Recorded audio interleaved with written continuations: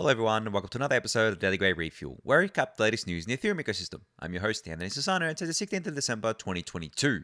Alright everyone, let's get into it. So first up, we have an announcement from Trent Van Epps today. He announced the KZG ceremony grants round. Now, this round is being run by the Ethereum Foundation, and grants are up for grabs for people that are doing one of two things, or both things. Writing your own implementation of the ceremony here, or submitting entropy generated by non-traditional sources or through a unique process. And there's more details about both of these in this blog post and the tweet thread, of course, but I wanted to focus on the second thing here, which is, submitting entropy generated by non-traditional sources or through a unique process. This is really fun because, as Trent says in his thread here, getting entropy via randomness that from sources that are really hard to bias mess with allows people to get really creative. So, for example, in the Zcash sapling setup, which was similar in its nature of being a trusted setup, two people here, Socrates and Ryan Pierce, measured radioactivity from a Chernobyl artifact while flying at 3,000 feet to get that source of randomness there. Now, as Trent says, while they're not expecting every idea to be this involved, they do encourage people to think outside the box and be creative. Like, where can you get randomness that's especially unique to your city and community? What can you think of to engage your local Ethereum community to help?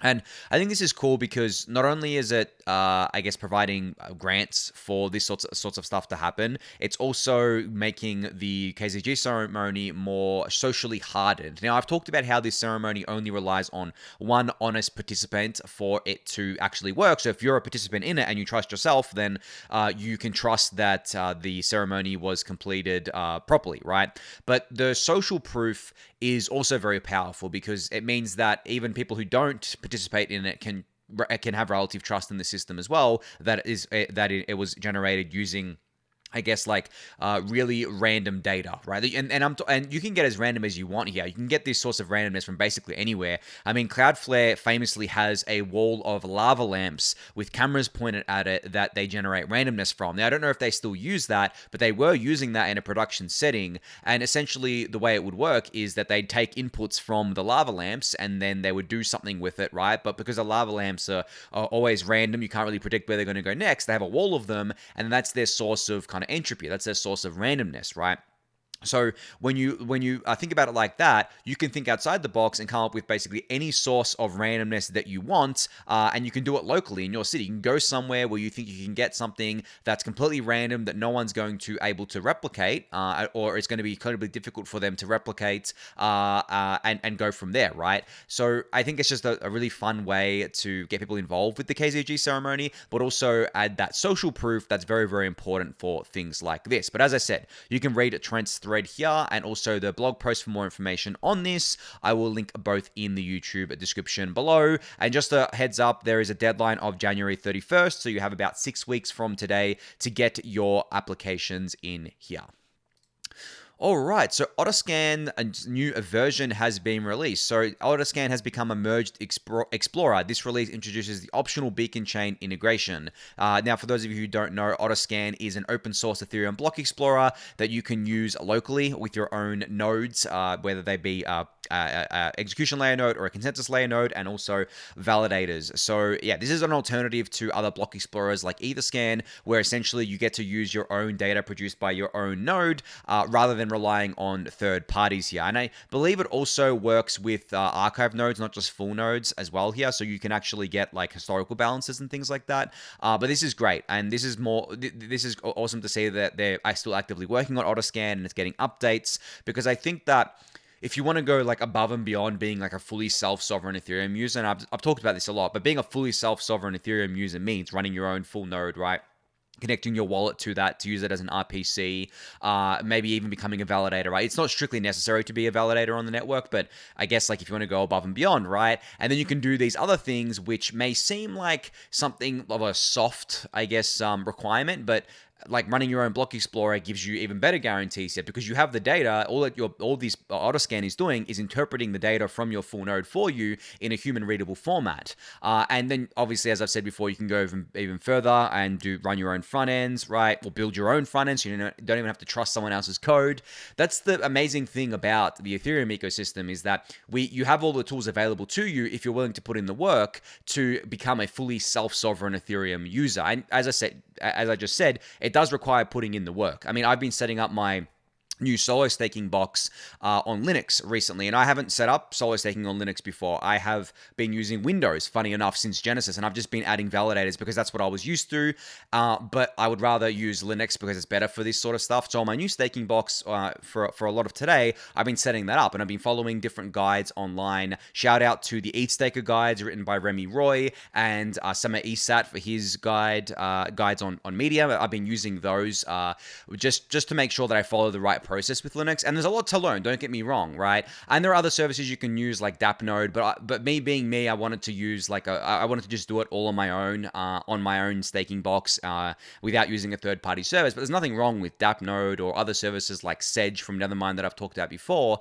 But yeah, it does require putting in the work. It's not something that your mum's going to be able to do or anything like that. I mean, maybe if they really wanted to do it, if they really cared about being self-sovereign, they could learn, because all the information is out there. But as people listening to the Refuel, I would assume a lot of you are definitely more interested in getting into the weeds and becoming as fully self-sovereign of an Ethereum user as you can be, especially in the face of things like censorship happening on front ends, and also I guess Etherscan being such a central point. I mean, Etherscan's amazing, but it's such a centralized point in the Ethereum ecosystem. Everyone uses it as a source of truth, when in reality, Etherscan could either get compromised and display the incorrect information, it could go offline, it could, the Otterscan team themselves, I'm not saying they would do this, but they could show you the wrong information or try and trick you into doing different things or seeing different information. So there is a kind of, I guess, danger there in that. Whereas if you run your own block explorer with Otterscan, you only need to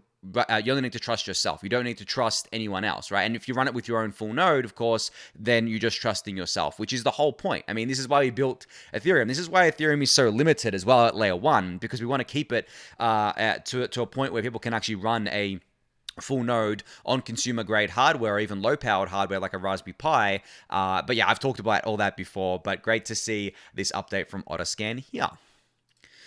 All right, so a pretty massive update from Coinbase today, and I believe this is the first centralized exchange to do this. So what Coinbase has introduced today is a new ERC20 self-service asset recovery tool, which they're calling a safe, simple, and secure way for Coinbase customers to recover almost 4,000 unsupported ERC20 tokens. So you know how you sometimes you accidentally send tokens to your Coinbase address and it's not supported on Coinbase, or that you have to go through support to get them to actually recover it for you? Well, now you don't need to do that anymore. You can use their self-service tool to do this yourself. Now, I think that obviously it only applies to eligible assets here. I don't know if this is available to all customers or just US-based customers. I believe that those details are in the blog post here, as well as a how-to guide.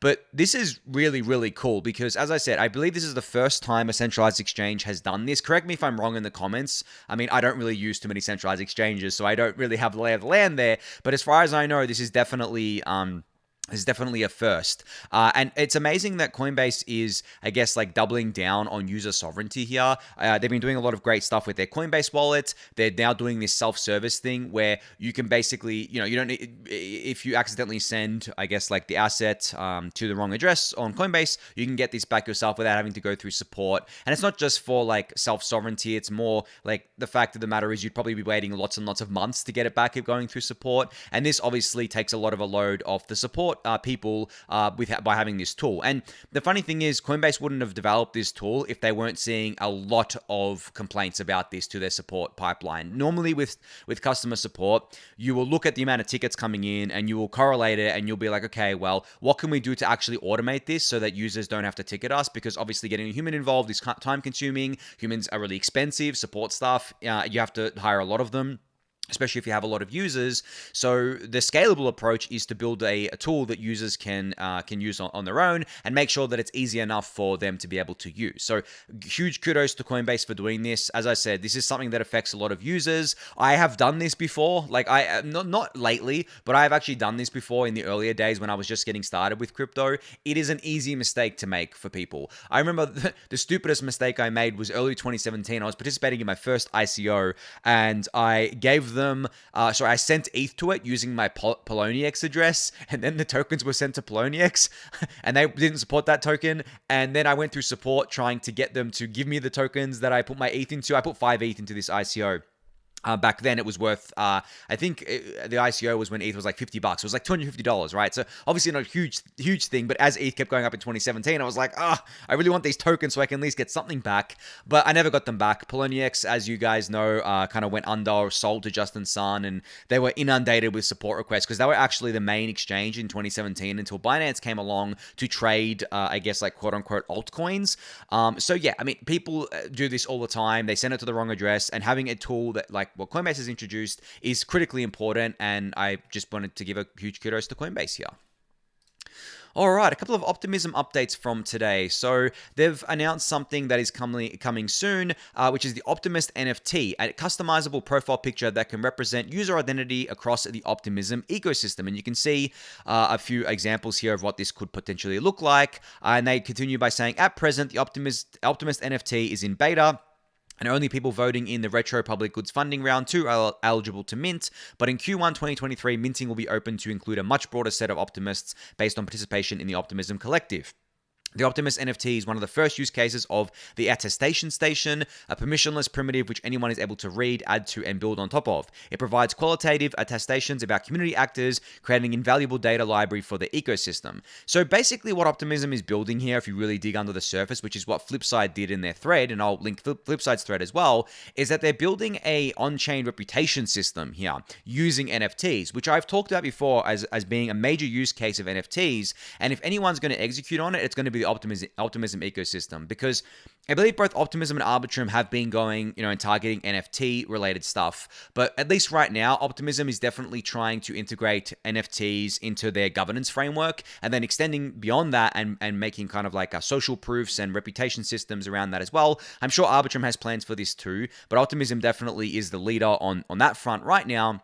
Especially because they also have a DAO in place. They have the OP token, right? They have a whole governance framework already spun up, which I'm sure Arbitrum will have in the future, but they don't have right now. But yeah, I think this is really cool. As I've said before, the one thing I want to see with NFTs and DAOs is experimentation. And I want to see experimentation not just for the sake of experimentation. I want to see it so that people actually discover new and creative ways to use the primitives that we already have instead of trying to reinvent the wheel. Because that's what ends up happening with a lot of these DAOs and a lot of these NFT projects. They keep just trying to reinvent the wheel. It's like, guys, like we have these tools. Let's stick to what we know works and let's experiment with that. Let's not just kind of start from something that we know doesn't work and try to experiment with from the base primitives. We have the primitives. We know, there's relative best practices here. So let's work on those. Let's build on those. Let's get POAPs integrated. Let's get ENS integrated. Let's not just recreate everything that we've already got. Let's work with what we've got, experiment with it, and hopefully work towards a better solution for everyone. But anyway, you can read Optimism's thread to learn more about this, and also Flipside Crypto's thread, which they did as well, just a bit more info on the attestation station, which is a mouthful, but this is on the smart contract itself. So you can check this out. I'll link it in the YouTube description below.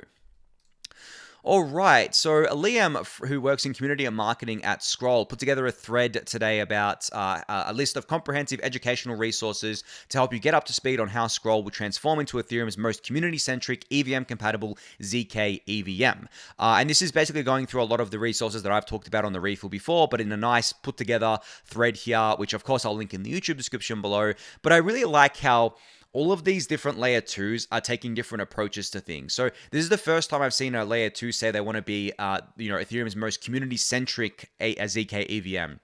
which I think is actually a pretty big, I guess, total addressable market, so to speak, right? Where you have an existing Ethereum community that has a lot of great values. They care deeply about Ethereum. They care deeply about scaling Ethereum. And of course, all the projects that are building on top as layer twos, as rollups, making sure that they add value to Ethereum. So how do you get them to use your stuff? Like, how do you get them to use your ZK EVM instead of someone else's? Well, there's obviously, you need to have projects on there. You need to have ease of usability on there. You need to be integrated with all the existing infrastructure, like wallets and RPCs and all that sorts of stuff. But you also want to make people feel like they have a home on that ecosystem. I think what Arbitrum has actually done really well is make people feel like they have a home on the Arbitrum network. There's a bunch of projects on there that all work together. They're shared communities, and everyone's really excited about things happening on there. So they've done a really good job of it. But I think that every single one of these L2s or these ecosystems need to do this. Like, this is the lifeblood of their ecosystem, at least in my point of view, because you need those early adopters in order to, I guess, like, test your stuff, put up with the pains, the growing pains, so to speak, and make your system better. And I don't think, I think that the different L2 and rollup teams definitely understand this to an extent, but there's understanding it and then there's focusing on it. And right now, I would say Arbitrum is probably the leader here. Optimism is definitely doing a lot of great work. They're doing it in a bit of a different way, but they're definitely doing great work there. Polygon also has a great kind of ecosystem and community there too, but they're not a layer 2, obviously. It's the POS chain. I'm sure that'll translate over to their ZK VMs, but yeah, in terms of like building that actual core community, Arbitrum and Optimism, definitely the leaders here. I mean, they've been live for the longest, right? And they have all the projects on there. But it's going to be interesting to see how these other different ecosystems develop over the next, I would say 2-3 years to really see them, because you want to see them in a bear market, you want to see them in a bull market. But yeah, we'll see how that plays out. But anyway, I'll link Liam's thread in the YouTube description below for you to check out. All right, Matt Cutler here, CEO and co-founder of Blocknative, announced that Blocknative has raised an additional $15 million financing round to build blocks for Ethereum mainnet.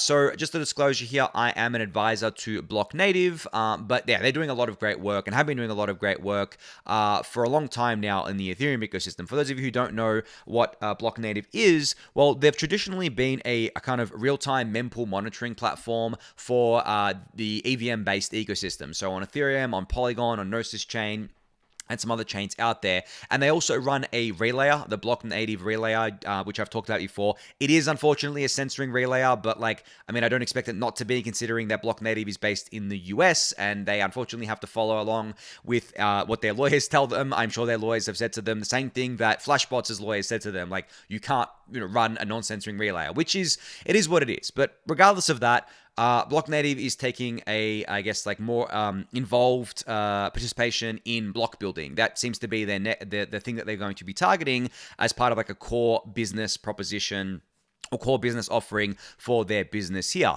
And I think the reason why they're doing this is, well, at least from what I can tell, the reason why they're doing this is because being a relayer is quite profitable, right? Even if you're a censoring relayer right now, you're not losing much money, if really anything, by censoring Tornado Cash transactions. If we're talking about pure economic incentives here, so you can stand to make a lot of money from these relayers. And Blocknative's market share has actually been increasing lately on the relayer front. So I think that makes a lot of sense for them to dive deeper into this and make this more of a core offering here. And it seems that the investors kind of agree with this. That's why they've been able to raise capital in the depths of a bear market as well. But yeah, so just a big congrats to them for this. Really excited. I actually was having a really great conversation with Matt today about this sort of stuff and about block building. He's a really smart guy. He's really switched on. And as I said, Blocknative have been doing this for quite a while, so it's encouraging to see them move more into this market. Now, what does this look like long term? I have talked about obviously how like MEV Boost right now is more of a temporary solution where it's like a sidecar and people use it optionally, and then eventually we will get something like PBS. But there are no guarantees in this ecosystem, and I think I've said this before. PBS in its current form may not even go to mainnet as it currently is. It may be completely different by the time it gets to mainnet.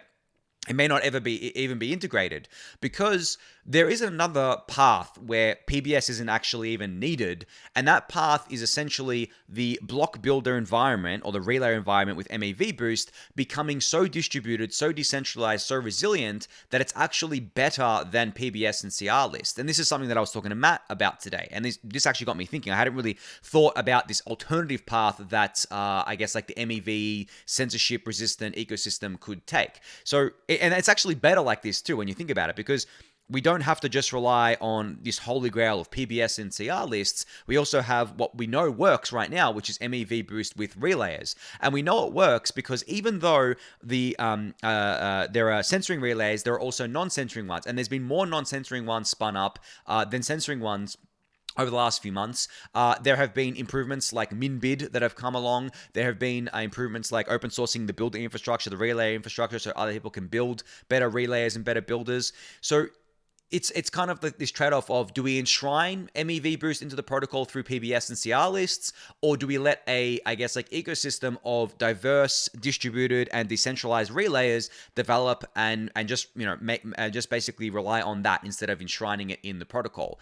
I don't know what my answer is to that question right now. Honestly, I really have only been thinking about this today because of my conversation with Matt in this frame of mind. So something to think about, something to keep in mind. But yeah, I don't have my answer here about what's better. I don't think anyone knows what's better. It's more about picking like the least worst solution, because even with PBS and CR list, it doesn't eliminate censorship altogether. It still gives the validators, the block builders, I guess, like a choice to an extent. And even with something like forcing the inclusion of transactions, that can lead to some murky kind of like social things as well. So it's a big discussion. It is not something that's going to get solved overnight. There is no quick fix. There is no silver bullet here. There is just smart people working on these solutions and coming up with different ways to do this. So we'll have to see how that evolves over time. But that's a bit of a sidetrack to the main announcement here, which was the financing round. But I think it's very important considering that Blocknative is moving more into block building here, and I'm sure there's going to be a lot more people moving into block building as time goes on, especially at L2s, because it can be quite lucrative. All right, so a second announcement here of a fundraise today comes from Aztec, and they announced a $100 million Series B funding round led by A16Z. Now, I should disclose that I am an existing investor in Aztec here as well. I participated in their Series A round, but I mean, this is amazing to see, right? It's awesome to see that Aztec, a privacy-preserving layer 2 on Ethereum, or a privacy-enabled layer 2 on Ethereum, is able to attract such huge capital injection in the bear market. I'm sure this raise was done quite a while ago. I mean, I know this raise was done quite a while ago, right? But still, I mean, it was done in the bear, and it seems like investors are seeing the value prop here. Now, what I like about what Aztec has done here, they've done something really smart. They're kind of rebranding themselves from a privacy layer 2 to an encrypted layer 2. So they're calling themselves encrypted Ethereum, or an encrypted Ethereum blockchain, because they're a layer 2 chain on top of Ethereum. And the reason why I think this is smart is because the term encryption or encrypted has less baggage associated with it than privacy. And this comes from the Web 2 world, where people understand that encryption and encrypted is needed for the Web 2 world to function. Without encryption, we wouldn't have things like online banking. We wouldn't even have things like logins, right? Authentication. And the web just wouldn't work. So people understand that. Yes, the term encryption, and it comes with some form of baggage, because sometimes governments and law enforcement will say, oh, well, this thing's encrypted. That means we can't get into it. It means the bad guys are able to evade our kind of evade our controls. And there's a lot of this around like Apple's, I guess, like iCloud encryption, and the FBI kicking up a fuss and all this sorts of stuff. So it is in the news. But the thing is about the everyday person is that when you say encrypted to them, most of the time they're probably not going to know what that means, right? Like, and then you explain it to them. Well, encryption is it works this, and this, and your password is, and your login details, or to the way you authenticate to your, I don't know, whatever it is using encryption. Then they kind of understand that. But then when you say something like privacy, right, and you kind of argue the point of privacy, it gets a bit murkier, because there's classic saying of, you've got nothing to hide, you've got nothing to fear, so why do you need online privacy? Who cares if the government can see what you do? Blah, blah, blah. And that's a pretty popular rhetoric, right? So I think just that slight kind of change in rebranding here from a privacy preserving protocol, a privacy preserving layer 2 to an encrypted layer 2 changes the conversation a bit, right? And it makes it more palatable for the people that maybe, don't really have much understanding of these sorts of stuff. And obviously makes it more palatable because it's more, I guess, socially accepted, right? So I just really like that. But yeah, that again is sidetracking from the main announcement, which is the funding round led by A16Z with a bunch of other investors joining the round as well. But yeah, this is going to give them a lot of runway to build out Aztec. I mean, as you guys know, they have Aztec Connect live on mainnet right now, which allows you to basically tap into Layer 1 Ethereum liquidity, DeFi liquidity on Layer 2 for supported apps and get full privacy protection there, or full, I guess, like encryption on your transactions. I should start using the new terminology here, which is obviously very, very cool. And I mean, they've got their new smart contract language that they introduced the other day called Noir, which is a language for zero knowledge. And they're building a bunch of other stuff. And I'm sure they're going to be hiring like crazy with this new raise as well. But yeah, great to see them raise this money and congrats to them on this.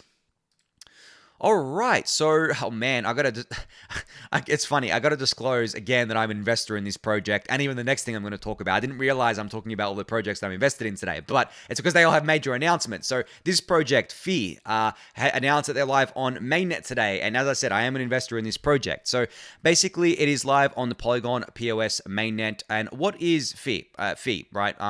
Basically, it is a way to build your own, I guess, on-chain world using different, I guess, items you can get for completing different things. So for example, once you load up Phi for the first time, it has a bunch of different things you can claim based on what you did. So for example, if you've made a Uniswap trade, you can claim the Uniswap item, a particular Uniswap item. If you own a certain amount of ETH in your wallet, you can claim an item for that. If you own an ENS name, you can get an item for that. And you get my gist here. It's basically kind of taking your on-chain, I guess, actions and things you've done on-chain and building a world around it, which I think is really cool. That's why I back this team, because as I've said before, I'm not big on backing or investing in specific NFTs, but I am big on investing in things that are building infrastructure to enable cool people to do cool things with NFTs. And that's exactly what Phi is doing here. So if you want to go explore it, you can. As I said, it's live on the Polygon POS chain. It is not live on Ethereum mainnet, simply because it would be too expensive to be on a mainnet.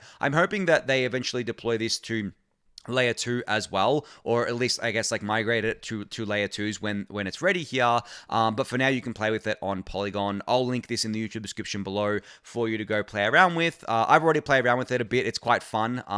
I think it's really cool just to see my on-chain stuff visualized under sassel.eth, and I did play on some other addresses that I own as well that have, I guess, more actions that I've done, and yeah, it looks cool, right? And I'm sure you saw some people tweeting about their kind of what they built as well. I saw David Hoffman tweeting about this too. But yeah, definitely go check it out. I'll link it in the YouTube description below. All right, finally here we have something from Euler, and just a disclosure again, I'm an investor in Euler Labs here who are building Euler Finance. But basically what they have released today is an early Christmas present for everyone looking for a comprehensive guide on getting information about Euler. And this is the research guide here. So basically you can go check this out for yourself, but this will give you a full breakdown of everything Euler Finance, how it works, how different interest rates work on the protocol, how you can use the graph with the protocol. I mean, all sorts of things. I'm just scrolling through it right now, but this is a really great resource for you to be able to, I guess, get information about Euler and basically do research on the protocol yourself. Now, last time, just an aside here, last time I said the word Euler instead of Euler, someone corrected me and said, no, it's Euler. It's like, no, it is actually Euler. I actually pronounced this one right. Out of every word that I've pronounced wrong on this podcast, I have actually pronounced this right. So it is Euler. It's named after a famous mathematician. It's not Euler, which is funny because it doesn't read like Euler at all, but that's what it is, right? I just wanted to say that because you guys know I'm really bad at pronouncing things.